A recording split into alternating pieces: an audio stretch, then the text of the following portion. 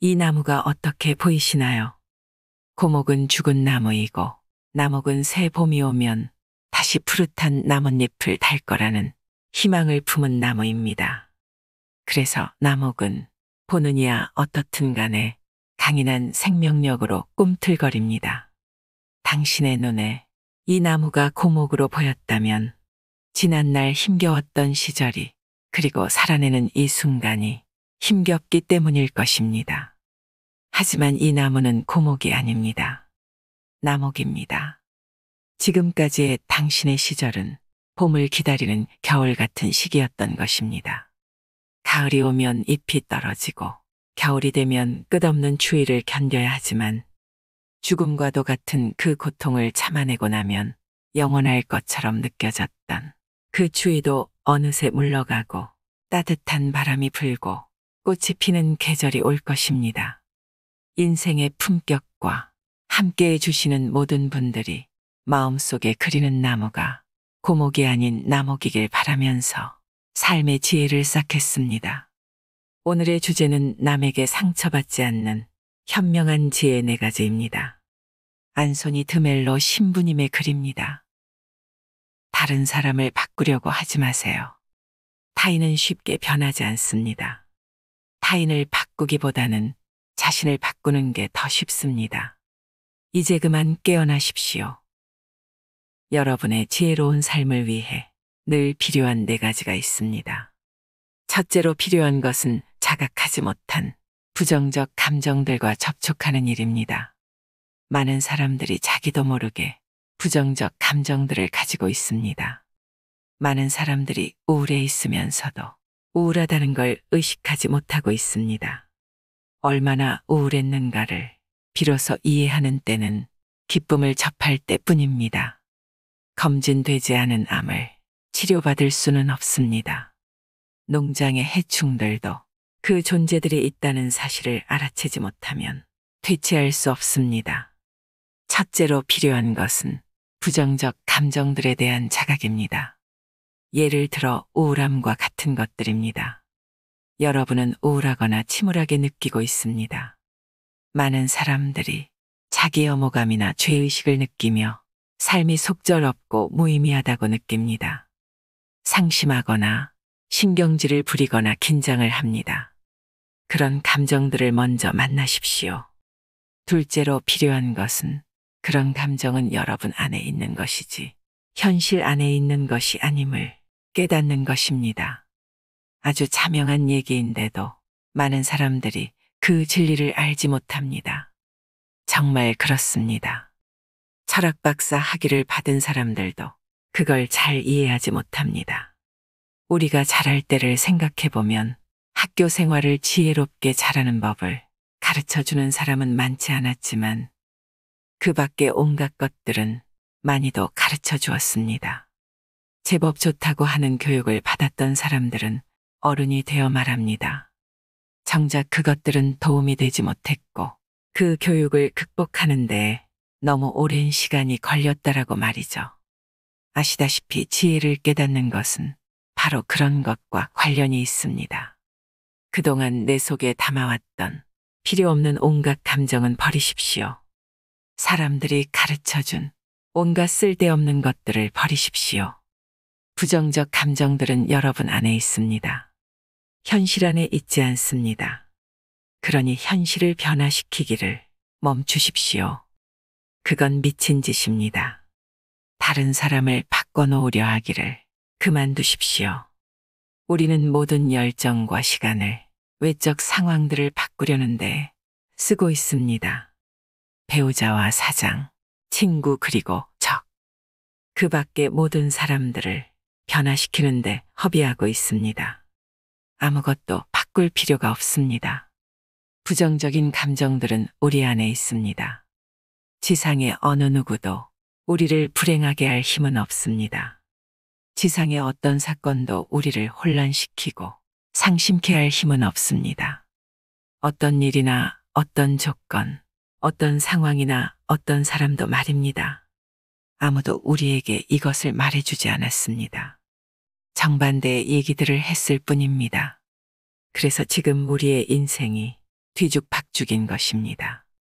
그래서 잠들어 있는 것입니다. 사람들은 말해주지 않았습니다. 그러나 이것은 아주 자명한 얘기입니다. 하지만 사람들은 그걸 알지 못합니다. 비가 와서 소풍을 망쳤다고 합시다. 누가 기분이 나빠질까요? 비일까요? 나일까요? 무엇이 부정적인 감정을 일으킬까요? 비가 내리는 것이 원인인지 아니면 나의 반응이 문제인지 우리는 생각해 봐야 합니다. 무릎을 탁자에 부딪혔을 때 탁자는 아무 잘못이 없습니다. 탁자는 생긴 대로 탁자 노릇을 하느라고 바쁩니다. 아픈 데는 무릎이지 탁자가 아닙니다.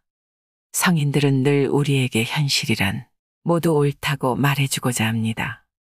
현실에 문제가 있는 게 아닙니다.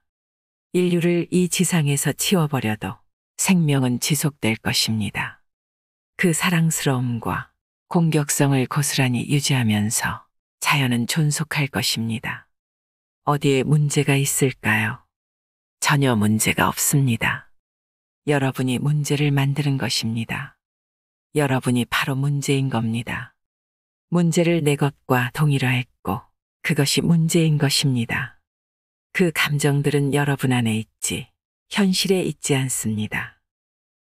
셋째는 그 감정들과 결코 동일화하지 않는 것입니다. 그것은 나와 무관합니다. 여러분의 본질적 자기를 그런 감정에 따라 정해내리지 마십시오. 내가 우울하다고 말하지 마십시오. 그것이 우울하다라고 말한다면 그건 좋습니다. 우울이 저기 있다. 침울함이 저기 있다고 말한다면 그건 좋습니다. 그러나 내가 침울하다고 말하는 건 안 됩니다.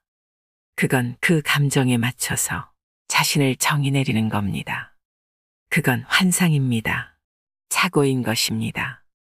바로 지금 저기 우울이 있고 바로 여기 상처받은 감정이 있지만 그대로 내버려 두십시오. 홀로 놓아두십시오.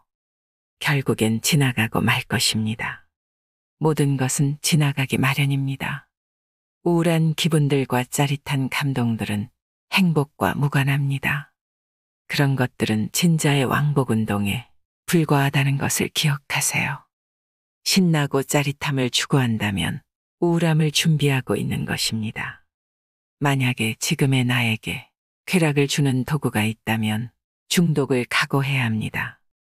진자 운동의 한 번 끝은 다음번으로 이어지기 때문입니다. 그러니 그것은 결코 행복이 될 수 없습니다. 이것은 나와 무관합니다. 행복과 무관합니다. 그저 지금의 내 것일 뿐입니다.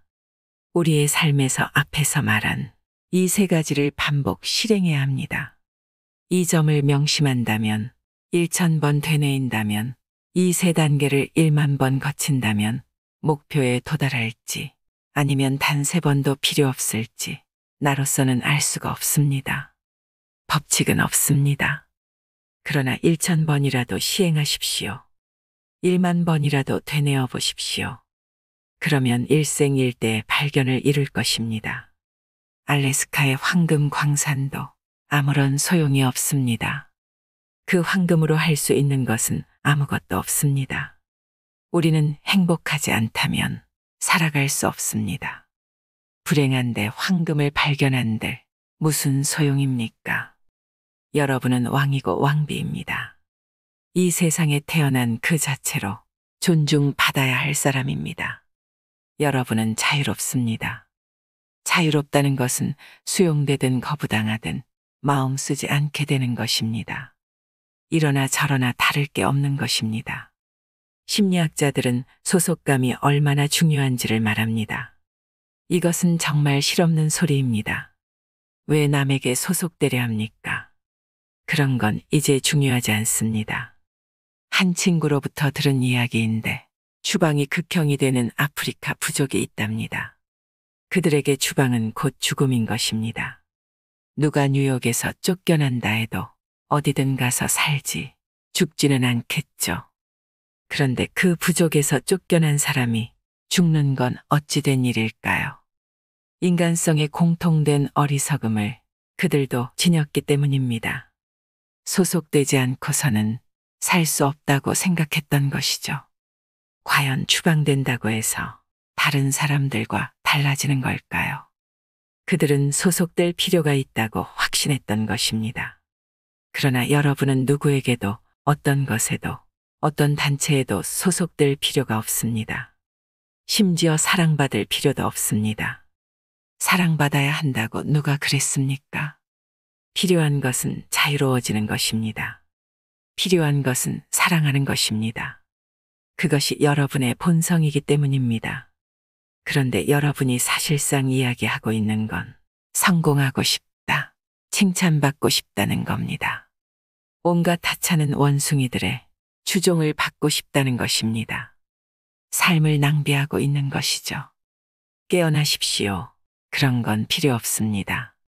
그런 것이 없이도 지극히 행복할 수 있습니다. 우리들의 사회는 이런 말을 듣기 좋아하지 않겠죠. 눈을 떠서 바로 보고 이것을 제대로 이해하게 되면 무서워질 테니까요. 이런 말을 하는 사람을 어떻게 통제할 수 있을까요? 그런 사람에게는 남들이 필요 없습니다. 남들의 비판에도 위협받지 않습니다. 남들이 자기를 두고 무엇을 생각하고 무엇을 말하든 상관하지 않습니다. 필요하다면, 나를 바로 세우기 위해서라면 연줄을 모두 끊어버릴 수도 있습니다. 그런 사람들은 이미 누군가의 꼭두각시가 아닙니다. 이런 사람은 무서운 사람입니다. 그래서 그렇지 못한 사람들은 우리는 그를 제거해야 한다. 그는 진리를 말한다. 그는 두려움이 없어졌다. 그는 인간답기를 그만뒀다라고 하는 것입니다. 인간답기를 그만뒀다라고 외치는 것은 너무도 안타까운 일입니다. 이제야 참 인간이 된 것인데 말이죠. 그는 비로소 종살이를 끝낸 것입니다. 우리도 그와 같이 이제 그만 종살이를 끝내야 합니다. 그는 감옥을 뚫고 나온 것입니다. 우리도 그 감옥에서 탈출해야 합니다. 어떤 사건도 부정적 감정을 정당화하지 못합니다. 부정적 감정을 정당화할 상황이란 세상에 없습니다. 여러 현자들이 목청을 돋워 우리에게 해온 이야기가 이것입니다. 그러나 아무도 귀 기울이지 않습니다. 부정적 감정은 여러분 안에 있습니다. 전투의 열기 속에 뛰어들되 너의 마음은 신의 연꽃 팔치에 머물게 하라는 말이 있습니다. 모든 종교를 떠나 이것은 참으로 절묘한 말입니다. 행복을 얻기 위해 무얼 할 필요는 없습니다. 성인에 도달하는 과정은 영혼에 무엇을 덧붙이는 것이 아니라 영혼에서 무언가를 덜어내는 것이다. 이것은 매우 아름다운 표현입니다. 자유로워지기 위해 무엇을 행할 필요는 없습니다. 무언가를 덜어내십시오. 그렇게 하면 해방이 됩니다. 넷째는 다음과 같습니다. 사물을 어떻게 변화시킬까요? 자신을 어떻게 변화시킬까요? 여기서는 이해해야 할 것이 많습니다. 아니, 오히려 딱 한 가지가 있는데 그것이 여러 가지로 설명될 수 있습니다. 의사를 찾아가서 자기가 왜 아픈지를 묻는 환자를 상상해 보십시오. 의사가 이렇게 말합니다. 좋습니다. 내가 당신의 증상을 알겠습니다. 그래서 내가 어떻게 할지 아십니까? 당신의 이웃에게 약을 처방해 드리겠습니다라고 말입니다. 그러면 환자는 이렇게 대답합니다. 선생님, 정말 감사합니다. 그 말씀을 들으니 한결 기분이 났군요라고 말이죠. 이 이야기가 황당하지 않습니까? 그러나 그게 우리 모두가 하는 짓들입니다. 잠들어 있는 사람은 을의 상대방이 변하면 자기 기분이 나아지리라고 생각합니다. 내가 잠들어 있어서 고통받고 있는 것인데도 말입니다. 다른 사람이 변한다면 삶이 얼마나 멋질까? 내 이웃이나 내 아내가, 우리 회사 사장이 변한다면 얼마나 살맛이 날까? 이렇게 생각하는 겁니다. 우리는 항상 다른 사람이 달라져서 우리의 기분이 좋아지기를 원합니다. 그러나 아내나 남편이 변한들 그게 자기에게 무슨 소용이 있느냐는 생각을 해본 적이 있습니까? 여러분 자신은 여전히 상처받기 쉬운 사람일 뿐입니다. 여전히 바보인 것이고 여전히 잠들어 있을 뿐입니다. 달라질 필요가 있는 사람, 약이 필요한 사람은 바로 여러분 자신입니다. 이웃이 아닙니다. 우리들은 세상이 옳기 때문에 내가 기분이 좋다라고 고집을 부리고 있습니다. 이것은 정답이 아닙니다. 내가 기분이 좋기 때문에 세상이 옳은 것입니다. 모든 현자들이 한결같이 하고 있는 말이 그것입니다. 변화하지 마세요. 누군가 걱정이 많고 우울하고 제멋대로 살면 모든 사람이 그 사람에게 변화돼야 한다고 말합니다. 그러면 대부분은 화를 내면서도 그 말에 동의를 합니다. 그리고 변화되기를 원하지만 아무리 노력한다 하더라도 될 수 없는 경우도 많습니다. 한번 곰곰이 생각해 보세요. 다른 사람들과 마찬가지로 내가 가장 좋아하는 친구가 내가 변화해야 한다고 강하게 요구했을 때 우리는 가장 상처를 많이 받습니다. 그런데 이렇게 말한다면 어떨까요? 변화하지 마라. 변화하지 마라. 변화하지 마라. 너의 지금 이 모습 그대로 사랑한다. 우리는 이 말에 깊은 쉼을 얻고 생기를 되찾을 수 있습니다. 그렇게 우리는 변화하게 되는 것입니다. 우리가 변화하든 변화하지 않든 우리를 사랑한다는 누군가를 만나기 전에는 내가 진정으로 변화할 수 없을 것입니다. 그래서 우리는 사랑해야 합니다.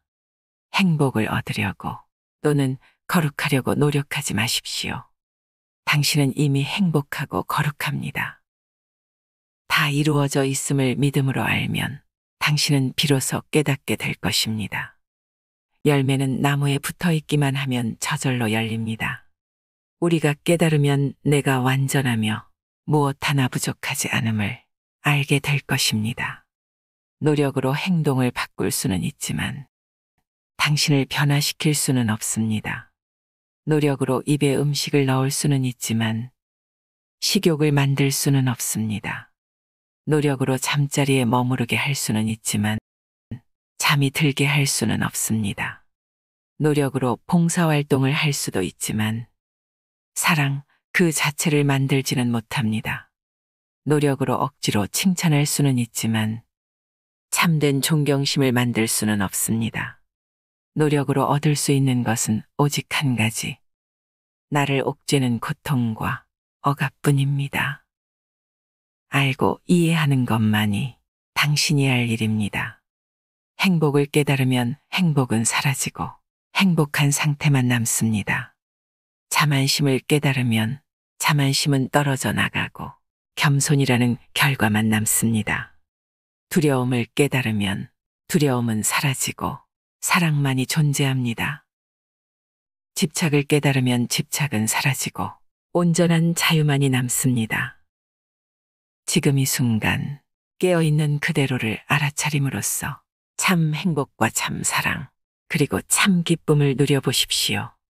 의식의 불을 켜고 자신과 주변의 모든 것을 하루 종일 관찰할 수 있다면 얼굴을 아주 맑은 거울에 비추어 보듯 의식의 거울에 자신을 비추어 볼 수 있다면 그리고 어떤 판단이나 분별 그리고 비난도 없이 이 반영을 관찰한다면 자신에게 놀라운 변화가 일어나는 것을 경험할 수 있습니다. 인식이 바뀐다는 것, 때로는 믿기 어렵지만 오직 그것이 변화의 전부인 경우가 많습니다. 왜 우리는 칭찬은 속삭임처럼 듣고 부정적인 말은 천둥처럼 들을까요? 이렇게 되면 우리의 자아 존중감은 쉽게 상처 입게 됩니다. 삶에서 어려움이 닥쳤을 때 이게 모두 내 탓이고 나의 부족함 때문이라며 자괴감에 빠질 때가 있습니다. 하지만 이렇게 살아가면 내가 너무 힘들 것입니다. 매번 내 마음의 날씨가 천둥치는 비바람 같을 테니까요. 중요한 것은 과거에 왜 그랬지 하며 지난 행동을 질책하기보다 내 자신을 이해해주고 다독여주는 것입니다. 죄책감은 우리를 병들게 하지만 반성은 우리를 변화시킬 힘을 줄 것입니다. 현재 내가 누리고 있는 풍요를 세어본 적이 있으신가요? 풍요를 누리려면 마음의 금지를 하나씩 해제해 나가야 합니다. 무엇을 하면 안 돼. 누구누구는 싫어. 무엇을 가질 수 없어라는 말을 의식적으로 바꿔가야 합니다. 우리는 돈을 참 좋아합니다. 자본주의 사회에서 돈이 행복의 척도가 되곤 합니다. 그래서 우리는 어떻게 하면 돈을 많이 벌 수 있을까 생각하죠. 차라리 그 대신 어떻게 하면 돈을 가치 있게 쓰고 행복해질 수 있을까를 고민하는 것이 훨씬 낫습니다. 뭔가를 하지 말라며 말리고 금지하면 할수록 더 하고 싶어지는 게 사람 심리이기 때문입니다. 돈 쓰지 마, 사면 안 돼 라고 억압하면 더 쓰고 싶어지는 게 우리 마음입니다. 그래서 우리는 우리의 욕구를 자연스럽게 인정하는 것도 좋습니다. 써야 할 곳에는 기쁘게 지출하고 지출의 긍정적인 면에 주목하는 것입니다. 평소에 질문하는 방법을 바꿔보는 것도 좋습니다. 어떻게 하면 잘 쓸 수 있을까라는 질문에는 나에게 이미 쓰고 싶은 만큼의 돈이 있음을 전제로 합니다. 반면에 어떻게 하면 돈을 잘 벌까라는 질문은 지금 나에게 돈이 없음이 전제가 됩니다. 출발점 자체가 완전히 다르답니다. 그래서 올바른 질문이 중요합니다. 올바른 질문이 올바른 답을 만드는 것입니다. 어떻게 하면 돈을 잘 쓸 수 있을까라는 질문과 어떻게 하면 돈을 잘 벌 수 있을까라는 질문은 비슷해 보이지만 확연히 다른 내용입니다. 우리의 뇌는 질문을 받으면 반사적으로 답을 하기 때문에 정확한 질문이 정확한 답을 이끌어내는 것입니다. 다른 사람한테 질문할 때도 같은 방법으로 합니다. 예를 들어 약속 시간에 상습적으로 늦는 친구한테 왜 매번 약속을 어기는지 묻는다면 친구는 늦을 수밖에 없는 이유와 변명을 서너 개 이상 될 것입니다. 그럴 때는 거꾸로 어떻게 하면 제 시간에 올 수 있겠니라고 물어보는 게 훨씬 더 유익합니다.